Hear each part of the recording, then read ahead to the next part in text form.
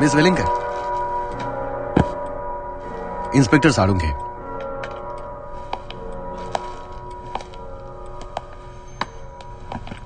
सृष्टीच्या Facebook प्रोफाईलवर तुम्हा दोघांचेच फोटो बघितले म्हणून तुम्हाला कॉल केला.